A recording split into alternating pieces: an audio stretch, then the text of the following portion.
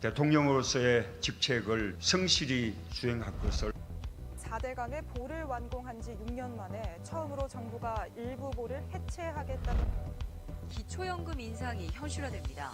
아동수당을 모든 가정에 확대 지급하기로 의견을 모았습니다. 보편적 복지를 향한 첫걸음이 시작되었다고 생각을 합니다. 펜리 조지가 살아있다면 토지 사용권은 인민이, 소유권은 국가가 갖는 중국 방식을 지지했을 네, 18번째 부동산 대책을 발표했습니다. 대출을 옥죄고 세금을 늘리고 단속을 강화하고 총선 승리로 정권 교체를 넘어서 세상을 바꾸기 시작하겠습니다. 우리 역사에 단 한 번도 없었던 사회적 패권의 교체마저 이루어내겠습니다.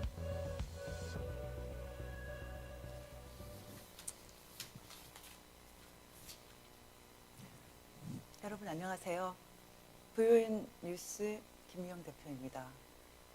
오늘 저희가 좀 늦게 시작했죠. 저희가 오늘 미래통합당 차명진 부천시병 후보의 제명에 대해서 성명을 냈습니다.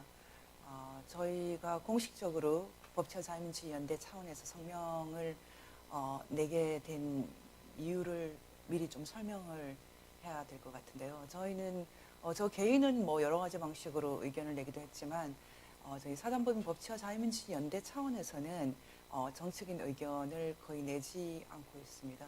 저희 사단법인 이사 중에도 지금 출마하신 분도 있고 또 예비 후보로도 출마하고 했었는데 그럼에도 불구하고 정치적인 견해는 공식적으로는 내지 않았습니다.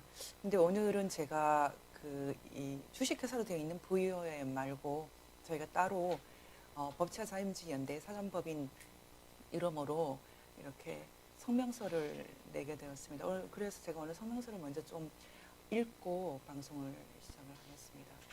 차명진 의원은 저 개인도 그렇고 저희 단체도 그렇고 그다지 긴밀한 연계를 갖고 있지 않습니다. 저는 개인적으로 한 번도 만나뵌 적이 없는 분입니다. 다만 이번에 차명진 후보뿐 아니라 김대호 후보 등이 선거 중에 제명되는 현상이 저희가 중요하게 생각하는 이 법치와 자유민주주의 원칙에 위배된다고 봤습니다. 그래서 여기에 대해서는 입장을 내는 것이 맞다 이렇게 생각을 합니다. 제목은 차명진 미래통합당 부천시 병 후보의 제명을 규탄한다 이렇게 되어 있습니다. 기본적으로 유권자가 검증을 해야 되는 시기에 몇 사람이 발언의 내용을 가지고 검증을 마쳤다는 것에 대해서 민주주의 원칙에 크게 위배된다고 보고 규탄한다라고 좀 강한 어조로 성명을 냈습니다. 제가 읽겠습니다. 미래통합당은 자유민주주의 사수를 주장하면서 그럼에도 불구하고 자유와 민주주의의 뜻을 잘 모르는 것으로 보입니다. 오히려 권위주의에 가깝습니다. 중국 공산당과 큰 차이를 발견할 수 없을 정도입니다. 차명진 의원이 정당 추천을 통해서 나왔지만 지역구 후보로 뛰고 있는 이상은 지역의 주민들이 검증을 해야 합니다. 이 선거는 정당 투표가 아닙니다. 더욱이 경선을 통해서 입후보한 후보인데요. 정당의 지도부가 특정한 발언의 내용을 빌미로 극단적인 조치, 제명이라는 조치를 취한 것은 명백히 헌법에 위배됩니다. 미래통합당은 즉각 차명진 후보뿐만 아니라 김대호 두 후보의 제명을 철회하여 대한민국 헌법 정신으로 돌아가야 합니다. 언론의 자유를 최초로 헌법에 새겨넣은 미국에서도 이런 검열은 하지 않습니다. 언론의 자유라는 것은 말의 내용을 검열하지 않는다라는 것이 기본 의미입니다. 폭력이나 심각한 명예훼손의 경우는 예외가 있을 수 있지만 그럼에도 불구하고 일방적으로 판단하지는 않습니다. 만약 이런 식의 검열이 있다면 미국의 자유민주주의는 없을 것입니다. 더구나 현재의 대통령 트럼프 대통령은 존재할 수 없을 것입니다. 지난 미국 대통령 선거 전에 그 폭스뉴스 여성 앵커가 트럼프 대통령에게 당신은 싫어하는 여자를 뚱뚱한 돼지나 개, 속물 역겨운 동물로 불렀다. 이런 식으로 질문했을 때 트럼프 대통령은 다음날 CNN에서 오히려 사과를 받아야겠다라고 반격을 하면서 아주 민망한 얘기를 했습니다. 이 민망한 발언 때문에 트럼프의 지지자들조차도 심하게 비난을 했고요. 보수 단체들도 반발을 했습니다. 물론 이것은 트럼프 막말의 시작에 불과했습니다. 그럼에도 불구하고 다음 해 도널드 트럼프는 미국의 제45대 대통령이 되었습니다.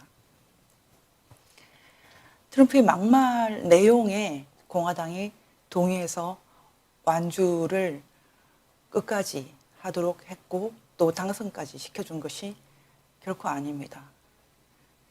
트럼프 자신에게 미국 헌법이 보장하는 언론의 자유 또 책임이 있고요. 또 이런 것을 결정적으로 결정을 할 권리는 공화당 소수의 몇 사람이 아니라 유권자들이 갖고 있었던 것입니다. 이것이 민주주의의 매우 중요한 원리입니다. 언론의 자유, 선거의 자유, 정치적 자유는 여러 가지 기본권 중에서도 가장 넓게 보장되어야 할 자유입니다. 선거 중 특정 내용을 몇 사람이 검열해서 제명까지 시킬 수 있는 그런 것이 민주주의라면 반대파라면 쉽게 제거될 것입니다. 저는 이번에 차명진 의원이 아니라 우리 편이라고 생각되는 특정 인물이 같은 말을 했다면 제명되지 않지 않았을까 이런 의심을 하게 됩니다.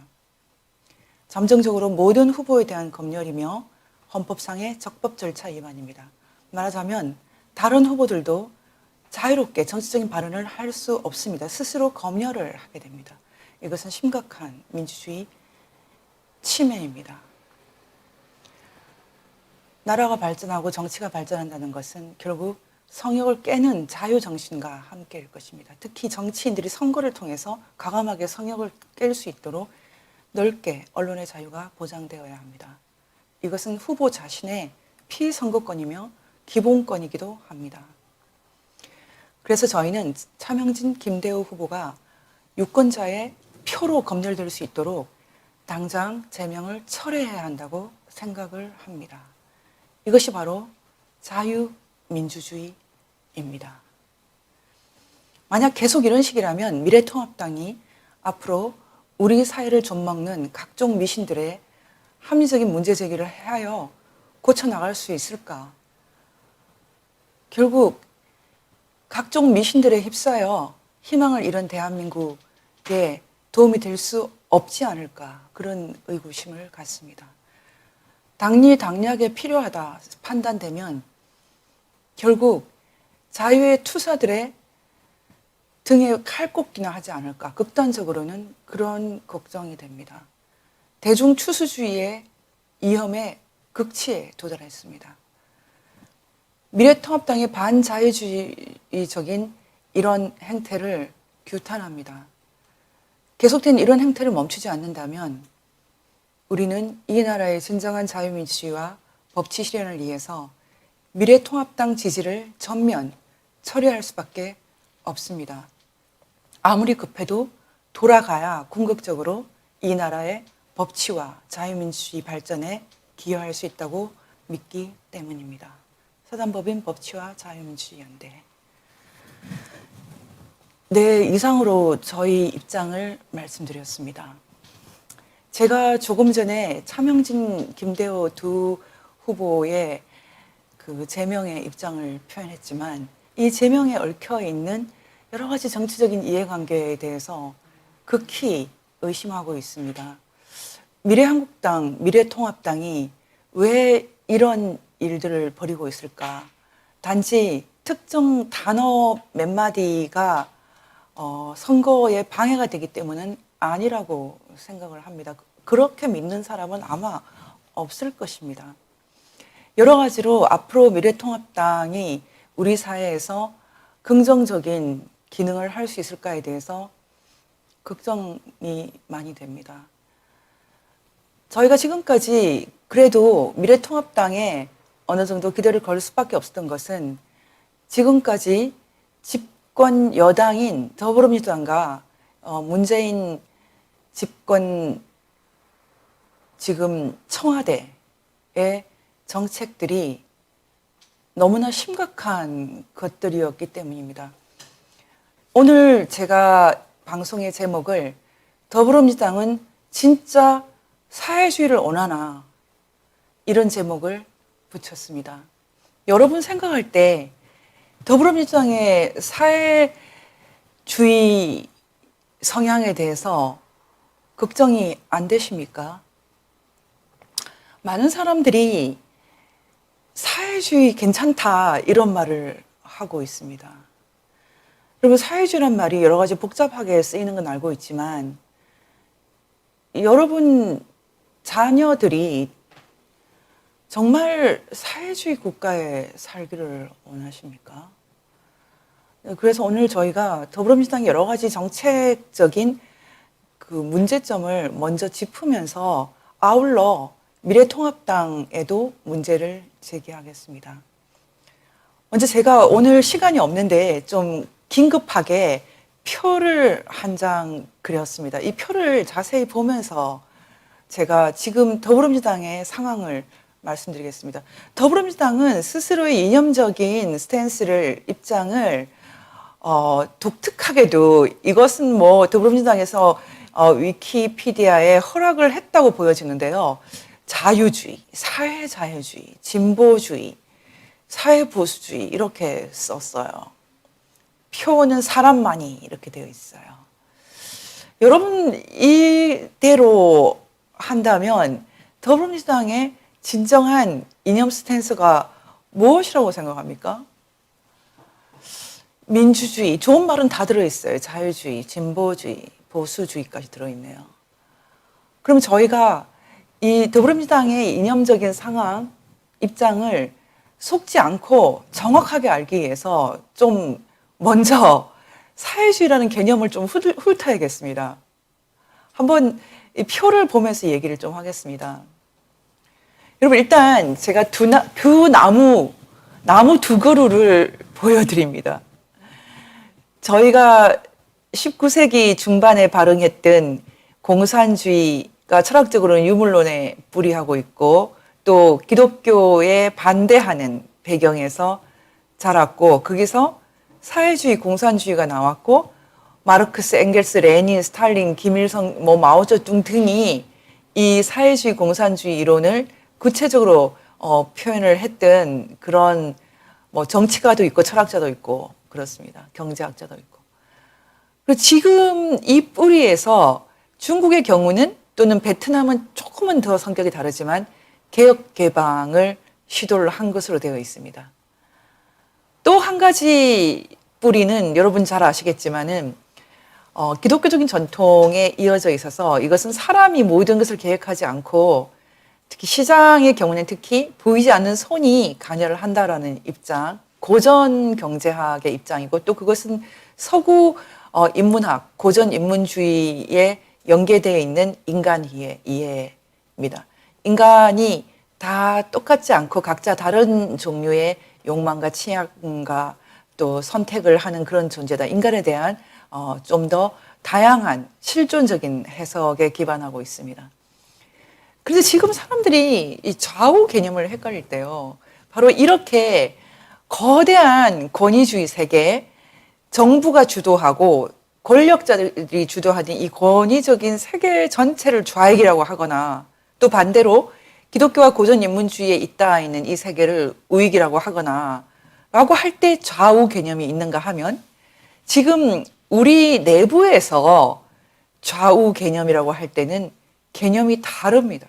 그래서 지금 사람들이 마구 혼돈하고 있어요. 최근에 어떤 신학대학 교수님이 기독교인이면 좌파여야 한다. 그런 글을 썼더라고요. 그런데 그 내용이 좌익해야 한다 이 뜻은 아닐 것이고 좀 더 진보적이어야 한다 또는 소수자, 약자 편에 있어야 된다 이런 얘기겠죠. 정말 소수와 약자 편을 드는 것이 무엇인가에 대한 의견도 다를 수 있는데 지금 사람들이 일반적으로 말하는 사회 민주주의, 사회 자유주의, 사회 보수주의 이런 것은 기본적으로는 거대한 이 스펙트럼에서는 우에 속합니다. 부르주아 세계에 속합니다. 그 뿌리에 가면 기독교가 있고 보이지 않는 손이 있고 고전 인문학이 있고 이 속에서 좌와 우가 또 나뉘는 거죠. 그런데 이것을 사회주의라고 부르는 경우가 꽤 있거든요. 그래서 사회주의를 하자. 그래서 사회주의를 하자는 것이 정치적인 자유주의로 가자는 것인지 정치적인 권위주의로 가자는 것인지 이것도 헤매는 사람들이 많아요. 말하자면 제가 계단식 이념지도 이렇게 말했는데 그 뿌리에 기독교와 고전 경제학, 고전 인문학이 있고 그리고 자유민주주의가 있고 자본주의가 있고 케인즈와 아담 스미스와 하이에크와 미제스와 프리드먼 케인즈와 아담 스미스는 또 다르지만 어쨌든 그 바탕에는 프롤레타리아트 이 사회주의 공산주의자들이 부르주아 경제학이라고 부르는 그 세계가 있는 거죠. 여기서 또 좀 더 복지나 노동에 방점을 두는 사회민주주의, 사회자유주의, 사회보수주의로 갈 것인가 아니면은 효율성과 경쟁을 더 강조하는 자유시장 경제 또는 신자유주의에 방점을 둘 것인가 이것은 그렇게 본질적인 갈등의 요소는 아니고 조금 더하고 덜한 정도거든요. 그런데 지금 문제는 여러분이 이 지도를 보시면 알겠지만 지금 한국 사회의 문제는 이것을 마구 섞는다는 것입니다. 마구 섞는다는 것입니다. 그래서 지금 중국식 개혁개방이 우리 사회에 나갈 길, 우리가 갈 수 없는 길인데 바로 이게 나갈 길이고 북한도 중국식 개혁개방으로 가고 우리도 중국식으로 가자. 이런 식으로 말하는 분들이 많아진 거예요. 여러분 조금 전에 그 추미애 지금 법무부 장관이 했던 얘기를 기억하실 텐데 추미애 법무부 장관이 정말 엉뚱한 얘기를 했거든요. 헨리 조지 얘기를 했어요. 여러분 헨리 조지 아는 분 있으세요? 전 지금 더불어민주당에서 권력을 갖고 있는 분들의 가장 큰 문제는 너무나 심각하게 소화되지 않는 이론들, 철학들을 바로 현실에 갖고 오는 것. 그것이라고 생각합니다. 여러분 헨리 조지는 미국 필라델피아에서 태어난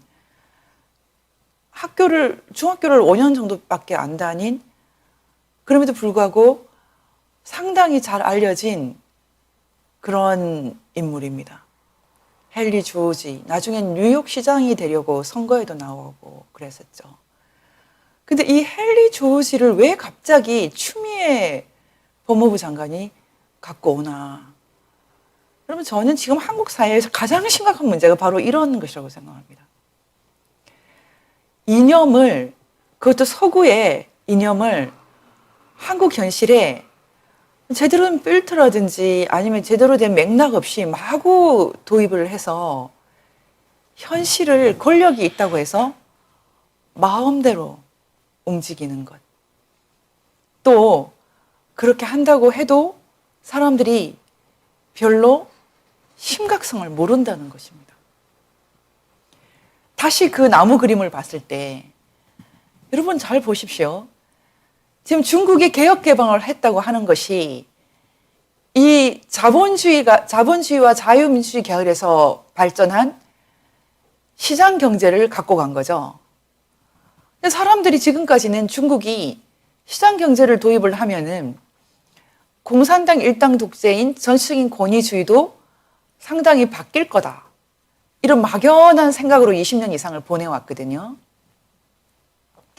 근데 최근에 시진핑 등장 이후에 1대1로 홍콩 민주화 운동 등등으로 해서 그게 아니라는 게 지금 발견이 됐죠.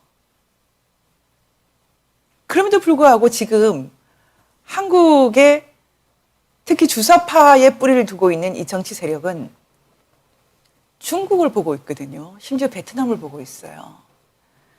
대한민국이 1948년 만들었던 기독교와 자유시장 경제와 고전 인문학적인 깊이 있는 이해, 인간에 대한 깊이 있는 이해, 그래서 굉장히 풍요롭고 사람이 살 수 있는 여러 가지 갈등이 있지만 괜찮은 우리 사회를 부정하고 이승만보다 김일성이 낫다고 생각하는 사람들이 지금 우리 사회의 근본적인 뿌리를 뽑아버리려고 하는 게 문제죠.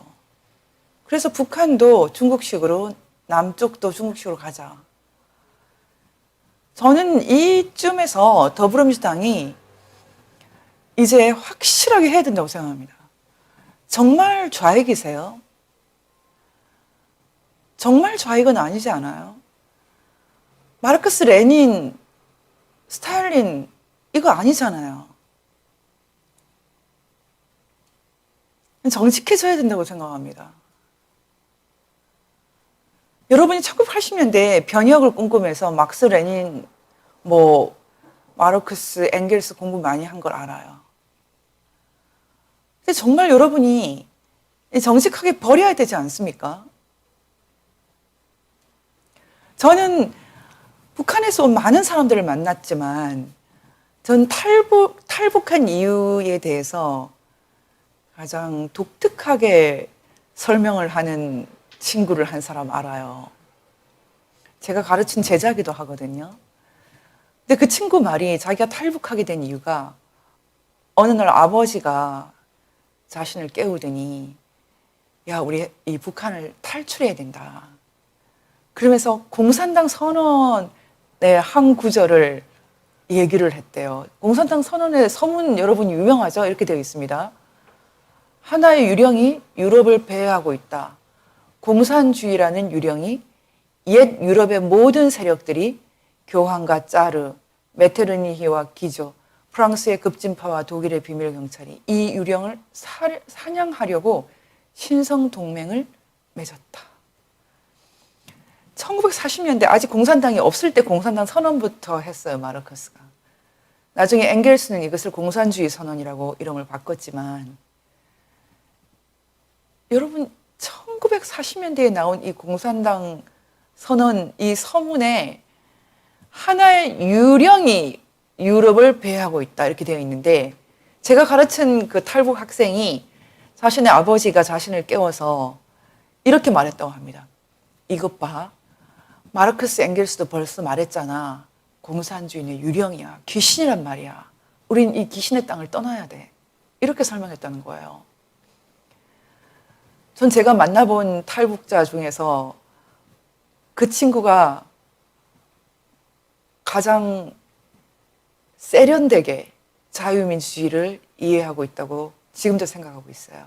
그 친구는 지금 대기업에서 휴대폰을 만드는 그 기술자로 일하고 있는데요. 제가 문과를 전공하지 않고 이과를 전공하도록 계속 종용을 했어요. 지금도 아주 훌륭하게 잘 살아가고 있는데 공산주의가 유령이다. 귀신이다. 우리를 속이는 거다. 그 아버지가 그렇게 설명을 했다고 합니다. 그런데 여러분, 지금 한국의 공산주의가, 사회주의가 유령처럼 여러 가지 얼굴을 하고 돌아다니고 있어요. 헨리 조지의 얼굴을 하고 다니고 있고, 또 아니면 스탈린의 얼굴도 있고 그래요. 그럼 먼저 제가 다음에 이 헨리 조지 얘기는 더 할 거예요. 헨리 조지가 19세기 사람이거든요. 20세기가 되기 전에 죽은 사람이에요. 그 사람이 왜 21세기에 귀신처럼 배회하고 다닙니까? 헨리 조지를 교회에 끌어들인 분들이 있죠. 이 문제도 한번 다룰 거예요. 지금 성경적 토지, 성토모라고 해서 성경적 토지 연구 모임인가? 그런 이름으로 상당히 큰 조직이 있어요. 희년과 함께. 한국의 좌파 기독교인들로 구성되어 있는데 저는 이 그 헨리 조지이스트가 청와대 정책실장이 되고 경북대 이정우 교수라든지 지금 추미애 씨도 마찬가지인데 지금 부동산 정책을 관여한다라는 것에 대해서 경악을 금치 못합니다. 헨리 조지의 생각은 노동하고 다르게 토지는 사유화하지 말자 이런 거거든요.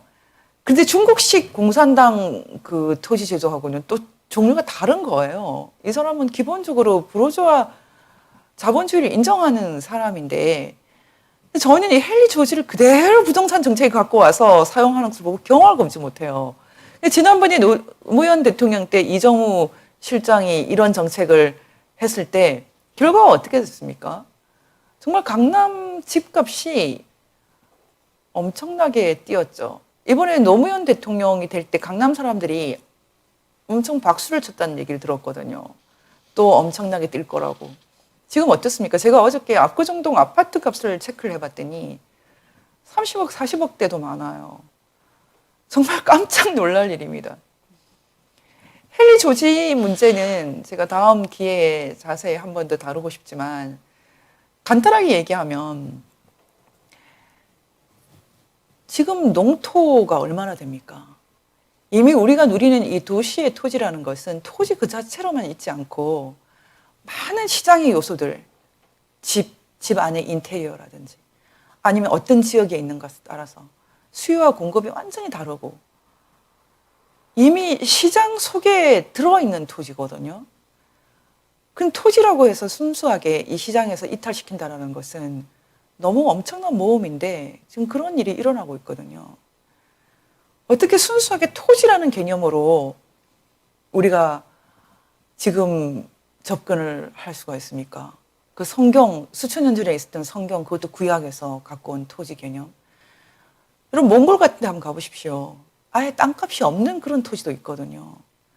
그냥 칸만 치면 가질 수 있는 토지도 있고 그래요. 만약에 우리가 이 토지를 시장 원리에서 완전히 배제해버리면 금싸라기 땅이라든지 노른자의 땅 같은 거 권력자가 마음대로 쓸 수 있게 되잖아요. 그것이야말로 더 큰 부패거든요. 이 헨리 조지의 생각이 투기를 잡는 데 어느 정도 기여한다면 그건 동의를 합니다. 근데 헨리 조지 아니라도 부당 이익이라든지 투기를 잡을 방법은 충분히 있거든요. 자본주의 내에서도 그런 문제를 해결할 수 있는 이 지적인 장치들은 얼마든지 있습니다. 그런데 지금 19세기 유령을 불러내서 지금 한국의 부동산 정책을 만들고 있다는 것은 저는 정말 비극이라고 생각을 합니다. 결국은 추미애 장관이 중국식이 좋다라는 말까지 했는데 정말 중국식 소유제도가 좋습니까? 중국 공산당이 거의 모든 경제에 있어서 특권을 누리게 되고 이것을 저항할 길이 없는데 어떻게 우리가 이걸 좋다고 말할 수가 있습니까?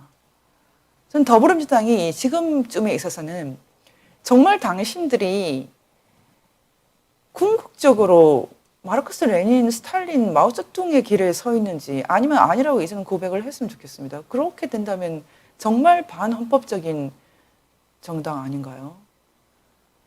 참 심각합니다. 저는 이쯤에서 미래통합당에 한마디 하고 싶습니다. 미래통합당 내에도 진정한 의미에서 시장경제와 자유민주주의를 이해하는 사람을 찾기가 어려워요. 너무 아니라고 너무 제멋대로입니다. 헌법도 이해를 못하고 지난번에 여러 차례 말했지만 김무성, 이해운 헌법 3조 뜻도 모르고 탈북자들 뭐 죄지었다네. 아, 북송 잘 시켰다 이런 식으로 얘기를 하는데 그 말 자체가 이미 헌법 위반입니다. 도대체 이 나라의 지도자가 될 자격이 있는지 정말 부끄럽게 짝이 없다고 생각을 합니다. 그럼 여기서 잠깐 제가 왜 아직도 이렇게 한국의 지도자들이 헤매는지 설명을 좀 하고 넘어가겠습니다. 분명히 이 세계는 사실 자본주의, 모든 나라가 자본주의권으로 들어왔어요. 제가 이 세계가 이제 모든 나라가 자본주의권으로 들어왔다는 것을 설명하기 위해서 지난 시간에 주식시장이 없는 나라를 말씀드렸어요. 여러분, 주식시장이 없는 나라 한 번 더 보여드릴까요? 안도라, 앙골라, 브루나이, 부룬디, 차드, 코모로, 쿡 제도, 쿠바, 미크로네시아, 감비아, 기니비사우, 키리바시, 리히텐슈타인, 마샬 제도, 모나코, 나우루, 니제르, 니우에, 북한, 팔라우, 사모아, 산마리노, 솔로몬 제도, 남수단, 통가, 투발루, 바누아투, 바티칸 시국, 예멘 이래요. 여러분 이 나라들 빼고는 전부 자본주의라는 것 여러분 인식하셔야 됩니다. 다시 말하면 세계가 공산주의냐 자본주의냐 이렇게 나눠서 수십 년 동안 냉전을 치렀었고 그 냉전의 결과는 명백히 자본주의의 승리예요. 승리했지만 나 이겼다 이렇게 돌아다니지 않기 때문에 표가 안 나는 겁니다.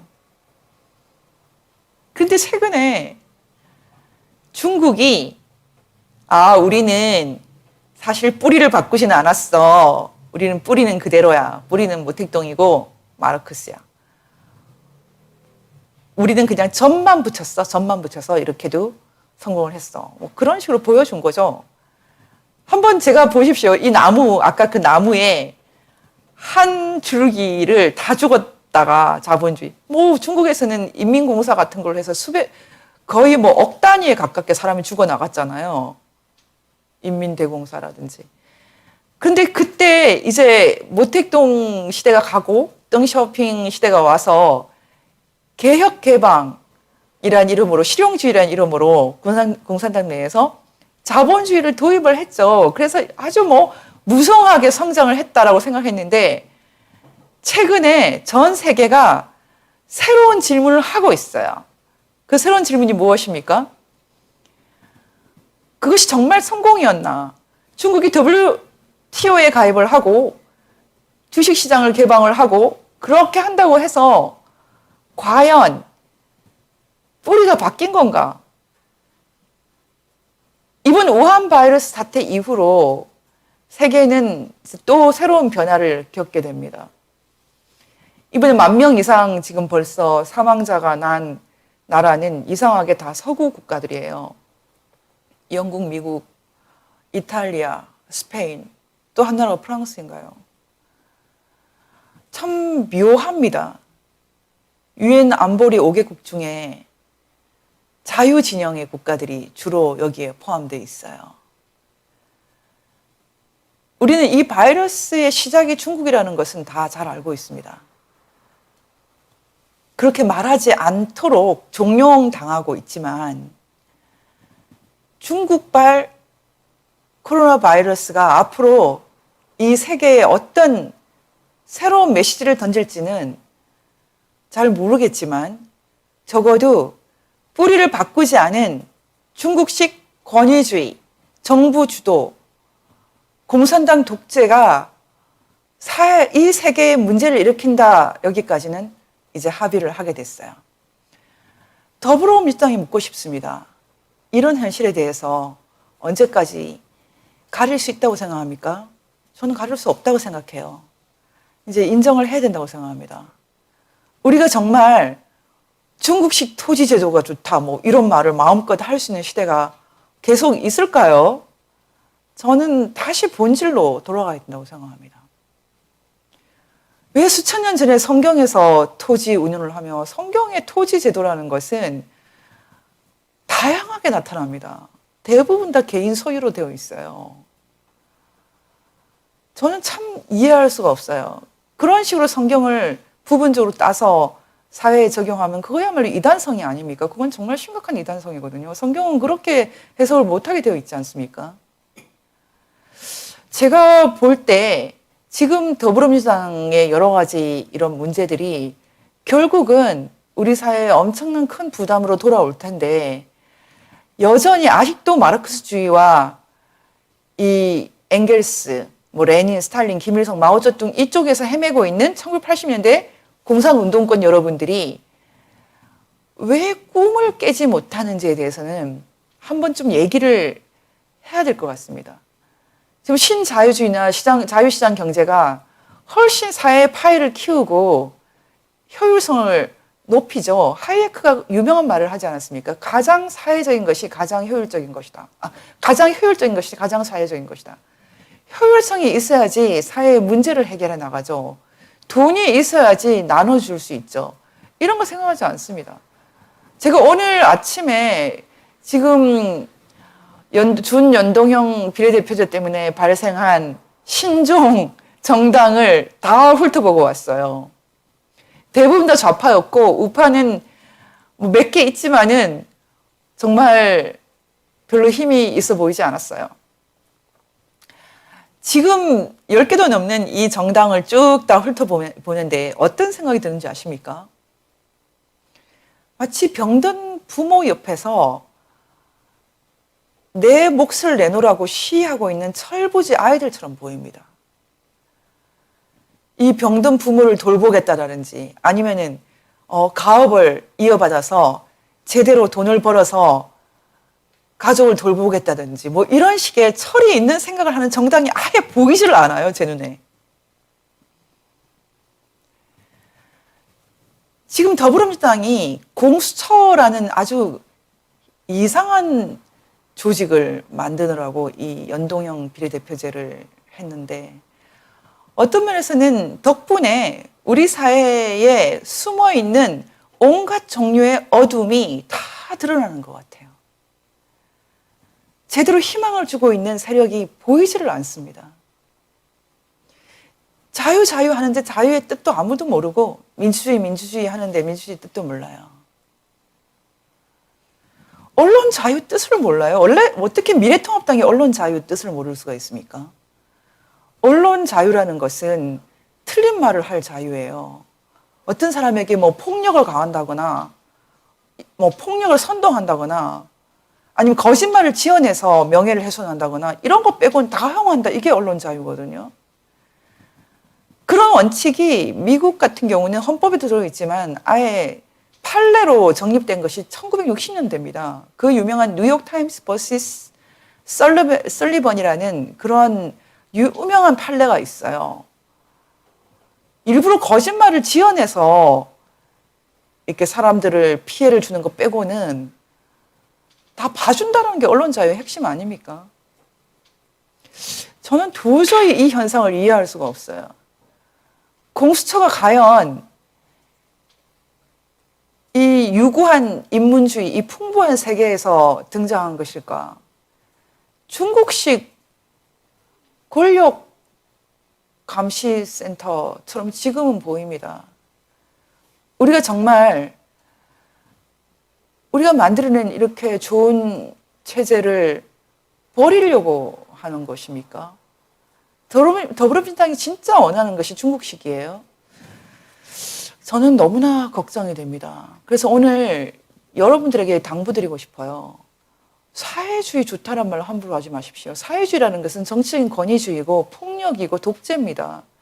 정부가 개인을 심각하게 기본권과 자유를 훼손시키는 세계입니다. 그런데 어떻게 사회주의 좋다는 말을 함부로 하십니까? 사회적이라는 단어가 붙는다고 해서 사회주의가 아니죠. 지금 공동체주의라는 말을 쓰고 있는 사람들이 있는데 그 공동체주의라는 말도 공산주의라는 말을 살짝 바꾼 말이거든요. 예전에 제가 잠깐 소개했지만 그 주사파의 대부라고 하는 김영한이 1990년대에 썼던 공동체주의 연구에 이런 식으로 되어 있어요. 영국 총리 토니 블레어는 사회주의자이다. 프랑스 대통령 프랑스와 미테랑도 정말 사회주의자입니까? 막스 레닌주의에 뿌리를 둔 사회주의자 아니죠. 그들이 부르주아 경제, 부르주아 철학이라고 했던 그쪽 계열이지 않습니까? 그런데 지금 말장난을 하지 않습니까? 지금 우리 사회는 소위 지식인들이 날카롭게 칼같이 차갑게 이 언어들을 쓰지 않고 뒤죽박죽으로 남들 잘 모른다고 마구 섞어 쓰는 게 문제입니다. 사회주의란 말을 함부로 써서 되겠어요? 전 정말 심각하게 생각합니다. 지난번에 조국 씨도 사회주의 괜찮다는 걸 썼는데 사회주의가 여러분의 보통 선거권을 없애버리는 제도입니다. 정부에서 또는 권력자가 만들어서 그냥 도장만 찍으라고 하는 그런 제도인데 영국 사람들이 성공에 이식해줬던 자유민주주의를 뺏어가겠다고 해서 지금 온갖 문제가 생기지 않습니까? 여러분, 우리가 지금 누려온 70년 이상 누려온 이 자유민주주의 뺏기고 살 수 있고 또 자녀들에게 자유민주주의 없는 그런 나라 줄 수 있습니까? 그런데 어떻게 사회주의 좋단 말이 함부로 나올까요? 저는 여기서 이제 우리가 이 시대에 한국이 얼마나 심각한 절망적인 상황에 처해 있나 말씀드리기 위해서 함부로 마르크스주의 좋다, 함부로 사회주의 좋다, 함부로 공산주의 좋다 이런 말하는 사람들하고 싸워야 된다. 마르크스주의 좋다, 공산주의 좋다 이런 말을 함부로 하는 사람들이 지금 권력 갖고 있어요. 미래통합당에도 많은 것 같아요. 너무나 심각한 사태입니다. 여러분에게 왜 그러면 이렇게까지 계속 마르크스가 살아서 유령처럼 우리 사회에 출몰을 하느냐. 그들이 생각하는 매력 포인트. 악마는 프라다를 입는다 그런 말도 있지만 사실 착한 것보다 악한 게 더 매력이 있어요. 마르크스의 매력 포인트 몇 가지만 얘기가 나온 김에 좀 찍어보겠습니다. 제일 먼저 독일 이데올로기, 초기 마르크스 저작으로 유명한 독일 이데올로기 이렇게 되어 있습니다.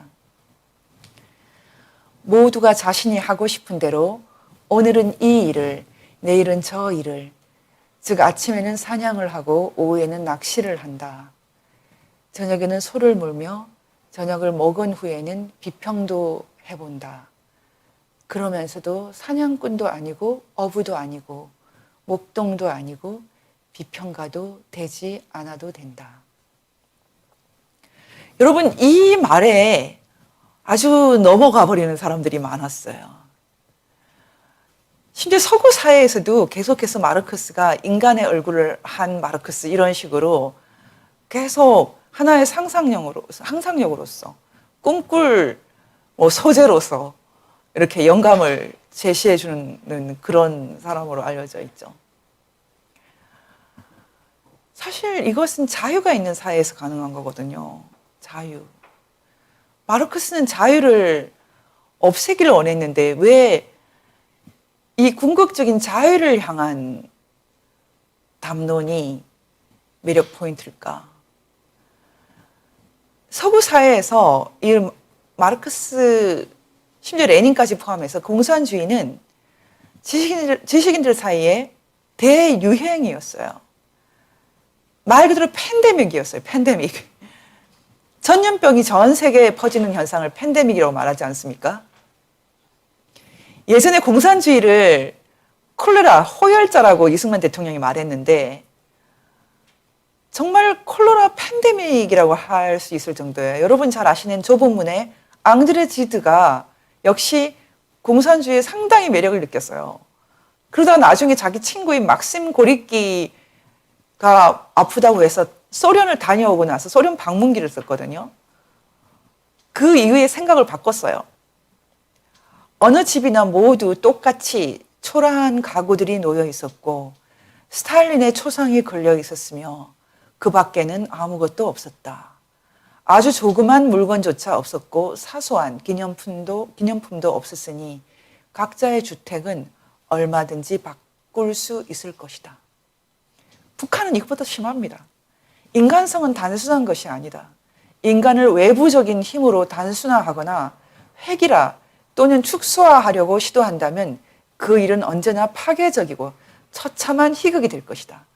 1937년에 말했는데 지금 2020년이에요.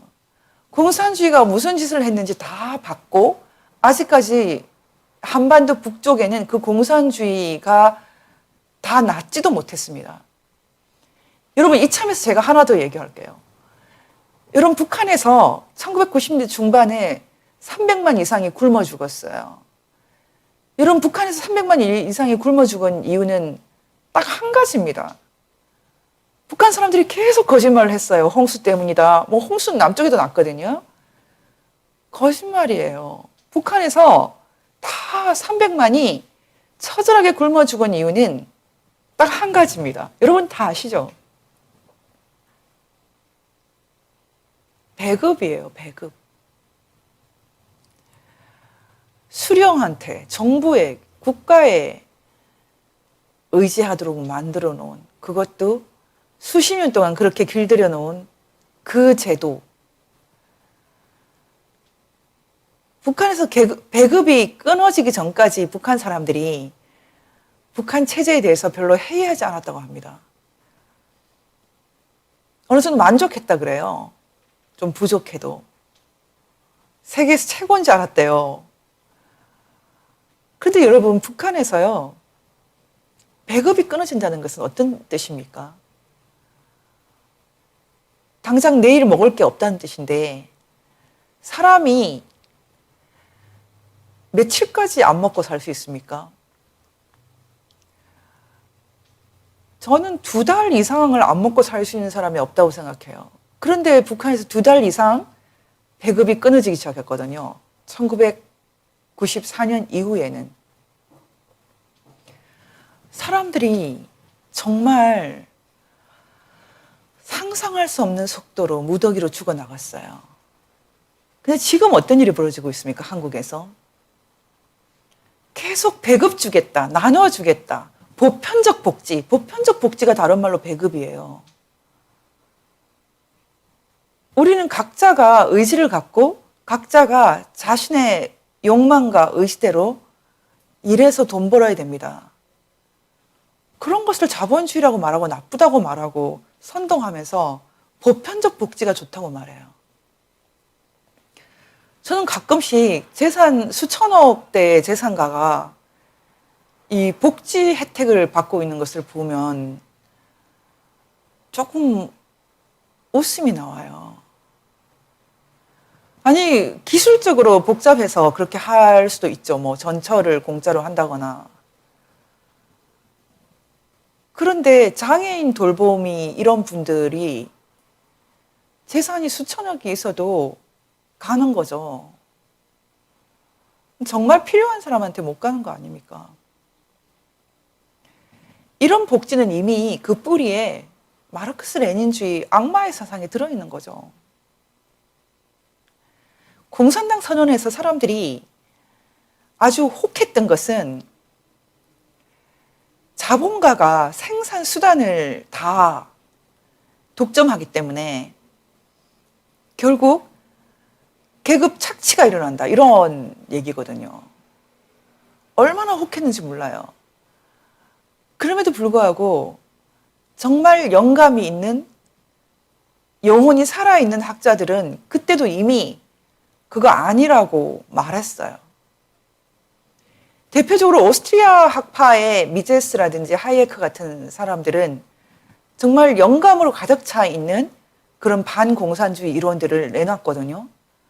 루드비히 폰 미제스는 사회주의 체제에서는 생산수단의 수요와 공급이 국가기관에 의해 독점되기 때문에 화폐 가격이 객관적으로 성립될 수 없으며 생산수단의 상대적 희귀성을 반영하는 화폐 가격 없이는 합리적 경제 계산은 불가능하다.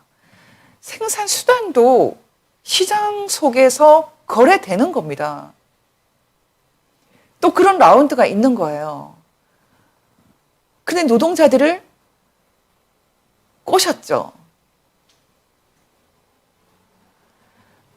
미제스의 제자인 하이에크는 우리에게 상상할 수 없는 영감으로 이 반공산주의, 공산주의 경제의 문제점을 제기를 해줬어요. 하이에크가 제기한 얘기 중에 가장 소중한 것 중에 하나는 사회주의는 결국 전체주의와 만난다는 거죠. 전체주의. 사회주의로부터 파시즘으로 이행을 아주 가까이서 지켜본 많은 사람들에게는 이 두 개의 체제 간의 관계가 점점 명백해지고 있지만 이 나라에서는 아직도 대다수 사람들이 사회주의와 자유는 결합될 수 있다고 믿고 있다. 여러분, 이 책이 1940년대에 나온 책입니다. 노예의 길. 제가 오늘 이 책 갖고 왔어요. 야, 1940년대 나온 노예의 길을 지금 2020년 한국 사람들이 지금 읽어야 됩니다. 공산주의는 팬데믹이지만 또 엔데믹이에요. 여러분, 전염병 중에 엔데믹이라는 개념이 있거든요. 한번 걸리면 또 어떤 계기에 또 나오는 거. 말라리아 이런 것처럼. 한번 걸리면 평생 그 인자를 갖고 있는 그런 것도 있어요. 공산주의가 지금 사회주의가 결국은 전체주의로 귀결된다라는 하예크 얘기가 있는데도 불구하고 하예크 당대에도 그렇고 지금도 그렇고 사회주의가 더 많은 자유를 갖다 주고 자유주의와 결합될 수 있다고 믿는 거죠. 지금 더불어민주당에서 말하는 사회자유주의가 그런 결국 속이는 말 아닙니까?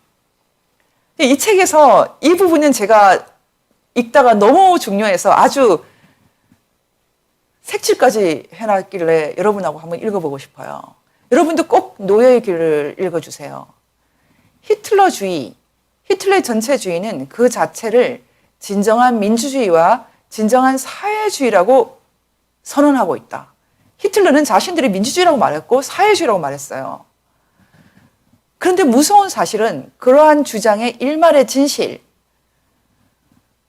확실히 극히 적은 것이지만 어쨌든 그처럼 허황된 왜곡을 위한 기초로서 써먹기에는 충분한 한 가닥의 진실이 있었다. 말하자면 민주주의나 사회주의 요소가 있었다는 거예요. 심지어 히틀러주의는 그것이 기독교 신앙의 수호자로서 역할을 한다고 주장하기까지 했다. 히틀러는 계속 미사를 드렸어요. 오스트리아 카톨릭이었어요. 그런데 무서운 사실은 이렇게 엄청난 그릇된 해석이 다소 감동을 줄 수 있었다는 점이다. 지금 한국에서도 이렇습니다. 전체주의적인 사회주의가 막 감동을 주고 있어요. 100억 준다 그러면 기뻐하고 있어요. 그러나 이러한 모든 혼미함 속에서도 한 가지 사실이 틀림없이 명백하게 버티고 있었는데 그것은 히틀러가 결코 진정한 자유주의를 대표한다고는 주장하지 않았다는 점이다. 자유주의는 따라서 히틀러가 가장 증오한 주의라는 차이점을 가지고 있다. 자유라는 것은 현대사회에서 갑자기 나타난 게 아니에요. 사람이 태어나서 죽는 이상은 자유가 참 소중하거든요. 자유가 참 소중해요. 그 사람들이 이 자유의 소중함을 읽기 전에는 잘 몰라요. 그래서 유령들이 돌아다니면서 우리에게 너희들에게 자유를 베풀 것이라고 이렇게 선전하는 것이 종종 우리의 자유를 앗아가죠. 여러분, 땅의 주인은 개인이 되면 안 된다고 하면 북한 보십시오. 땅의 주인이 개인이 아닌데 모든 북한 땅이 다 김일성, 김정일, 김정은 손아귀에 있었잖아요. 김정은 이거 내 거야 하면 내놓지 않을 땅이 있습니까? 결국 하나님이 사용하지 않는다면 어떤 종류든 다른 실체가 사용하게 되죠. 공산주의는 결국 권력자를 위한 것이었어요. 권력자를 위한 것. 배급 너무 좋아하면 안 됩니다. 하예크는 벌써 1940년대에 우리에게 엄청난 경고를 했어요. 사회주의가 결국 전체주의로 귀결된다.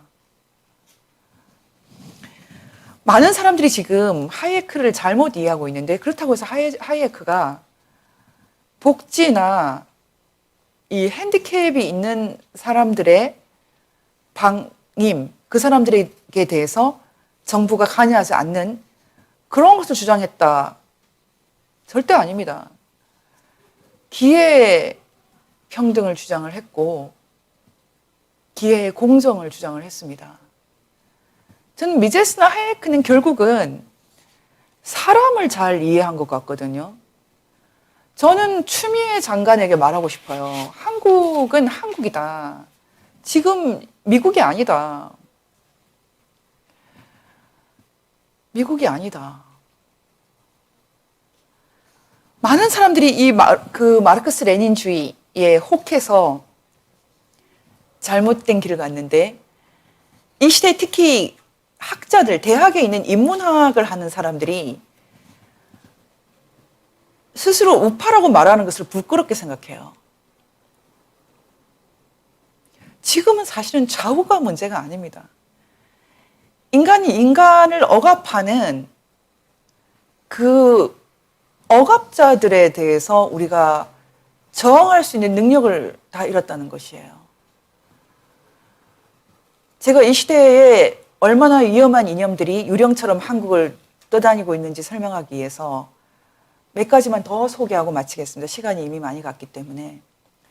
여러분 1980년대 주사파들이 각각 정치 세력화해서 모두 정당을 만들어서 지금 국회를 장악하고 있어요. 이번에도 보니까 김일성주의자들부터 시작해서 전향파, 비전향파 모든 주사파들이 지금 국회를 거의 장악할 직전까지 되어 있더라고요. 예전에 통합진보당을 해산시키고 나서 그 당시 해산될 때 함께 국회를 떠났던 이상규 씨가 이번에 민중당을 만들어서 들어오고 있었고, 그리고 이인영 아주 가감하게 우리나라를 질적으로 바꿔버리겠다. 질적으로 바꾼다는 것은 무슨 뜻입니까? 이제 이승만의 나라에서 김일성의 나라로 만든다는 것입니까? 그리고 지금 미래통합당 주도하고 있는 소위 전향주사파들. 야, 저는 정말 이 사람들이 이렇게 하고 있는데도 만세 부르는 한국 사람들 절망입니다. 이 절망적인 한국 사람들 어떻게 해야지 이 어려움이 끝날까? 강철 김영한의 그 주사파가 시작됐던 것은 팜플렛인데요. 강철 서신이라는 팜플렛인데 그 팜플렛을 묶어서 만든 책이 있어요. 그게 강철 서신이죠. 1989년에 나왔습니다. 그 책의 제일 앞 표지에 들어있는 글을 제가 갖고 왔어요. 여러분 참 충격이지만 같이 조금 읽겠습니다. 제가 여러 차례 소개했던 그 홍동금 목사라는 사람의 미완의 기향일기라는 책, 1988년에 나온 책에서 한쪽을 갖고 왔어요. 이 사람은 영락교회 부목사를 했고 나중에 김일성 편에 서서 김일성 우상화에 함께 찬성해서 한국교회를 아주 망치는 데 기여를 했고 결국은 북한에서 죽어서 북한 애국 열사령에 묻혀 있어요. 이 사람이 쓴 미안의 기양일기의 요약본이 이 강철 서신에 들어 있습니다. 제가 한번 읽어볼까요? 나는 북한에 살고 있는 동생들과의 대화에서 겸손과 성실에 감동했다. 해방 직후 스탈린적 막스주의자들 같은 오만과 독선이 없다. 인간의 주체의식과 국가사회에 대한 민족주의적 자부심과 헌신적 열화에 대하여 감동했다. 오늘날 서방 세계에서 자신과 합리주의밖에 배우지 못한 젊은이들에 비해 건강하고 성실하게 보였다. 내가 만난 북한 사람들은 안내자를 비롯하여 내 집 형제들, 여관 직원, 백화점 여성, 박물관장, 연구소 교수, 운전사, 목사, 타가서 소장, 동네 아주머니, 어린이들 모두가 순진하고 겸손했다. 옷도 검소하고 말도 꾸밈이 없다. 그래서 더욱 친근감을 느꼈다. 도시와 물질 문명에 오염되지 아니한 완전히 전원의 사람들 같은 진실하고 정직한 인간성을 느끼게 했다. 나는 가끔 혼자서 생각하며 부끄러워하기도 했고 웃기도 했다. 이런 이북 사람들을 빨갱이, 악마라고 불러 가장 악하고 야만적인 인종으로 멸시했다. 심지어 아이들에겐 머리에 뿔난 짐승의 이미지까지 심어주었다. 나는 무엇보다도 고향 나라 사람들의 그 검소한 생활, 부지런한 활동, 개인의 이익을 버리고 전체 사회의 복리에 기쁘게 바치는 자기 희생의 정신, 인민을 섬기는 것을 최고의 영웅으로 받드는 인간 봉사심, 또 조국을 어머니라 부르고 민족을 친형제로 여겨 돕는 나라 사랑과 동족 사랑의 열정, 공산주의 이상사회를 다그치기 위해 부단한 사상혁명으로 자기를 개조하고 혁신하며 쉬지 않는 영적 훈련, 등을 보고 마치 종교적 경건 같은 것을 느꼈다. 그리고 그 위에 그들의 국가주석 수령에게 바치는 최고의 찬사와 존경에 놀라고, 오늘 어느 나라 백성들이 자기 나라 지도자에게 이 같은 사랑과 충성을 바칠까 의심하면서, 그러나 영웅 숭배와 개인 신격화는 구별돼야 한다고 혼자 생각했다. 고향 사람들은 도덕적 우월성을 추구하고 악과 계급 없는 지상의 낙원을 건설하고도 택함을 받은 시민, 프롤레타리아트, 혁명의 사명감을 가지고 있는 것으로 보았다. 그저 사심 없는 생활 태도와 인민에게 봉사하는 공동체 정신만이 넘쳐 있었다. 지금도 주사파들은 비슷한 생각을 하고 있는 것 같아요. 이게 1989년에 나온 책인데 그때부터 북한에서 사람들이 정말 상상을 초월하는 수준으로 굶어 죽어 나갔죠. 그런 모습을 보고는 그것은 갑자기 미국 때문이라고 말했어요. 이렇게 세상에 부러움이 없이 잘 살 때도 그러면 미국 때문이었겠네요. 미국이 있어서 잘 살다가 미국이 없어서 못 살게 된 겁니까? 그냥 아무 말 대잔치, 아무 생각 대잔치예요. 홍동군 미안의 기양일지처럼 지금도 북한을 생각하고 있는 사람들, 이런 목사, 그리고 이런 생각을 이어받아서 북한 선교를 하고 있는 북한 선교 사기꾼들이 너무 많은 거죠. 저는 모두 천벌받는다, 그렇게 생각하고 있습니다. 이런 생각들이 유토피아주의죠. 유토피아. 여러분, 유토피아라는 말의 뜻은 아시죠? 유토피아. 토머스 모어가 1516년에 쓴 이 책 유토피아. 홍길동의 율도국처럼 하나의 섬이죠. 도둑도 없고 욕망도 없어서 황금도 사람들이 귀찮아해요. 그래서 죄수들의 이 목걸이로 쓰여요. 유토피아. 다른 말로 하면 이 세상에 존재하지 않는 나라, 이 뜻이죠. 결국은 지금 더불어민주당 그리고 미래통합당의 상당 부분도 이 지상에 없는 것을 향한 몸부림이죠. 저는 이 철없는 세대가 결국 철들지 않고 죽을 걸로 보고 있습니다. 이 철없는 세대가 철들지 않고 죽어서 결국은 이 나라를 완전히 망가뜨려 버리지 않을까 걱정입니다. 이번 선거는 참 희망을 주지 않습니다. 겨우 희망이 있다면 미래통합당이 아니고 미래한국당이 아니고 태극기를 든 사람들이 만든 당, 그 사람들이 이제 국회에서 정직하게 이 나라의 문제를 선언할 수 있게 되었으면 좋겠어요. 그런 사람 중에 한 사람이었던 차명진 후보를 내쳤죠. 참 우울한 얘기입니다. 선거는 꼭 하셨으면 좋겠어요. 선거는 꼭 하셨으면 좋겠어요. 그래도 허무주의는 아니어야 됩니다. 우리가 아직은 끝나지는 않았다. 이 나라가 끝나지는 않았다. 완전히 망하지는 않았다. 이렇게 생각하고 1980년대 이상한 이념을 다 틀어내지 못하고 세계사에서 그 뿌리가 다 썩어서 수억 명의 사람들을 고통에 빠뜨렸던 그 공산주의 유령들 속에 아직도 갇혀 있는데, 저는 대한민국의 가치지도 그 끝에는 결코 사회주의, 공산주의, 공동체주의, 더불어주의가 들어왔으면 안 된다고 생각합니다.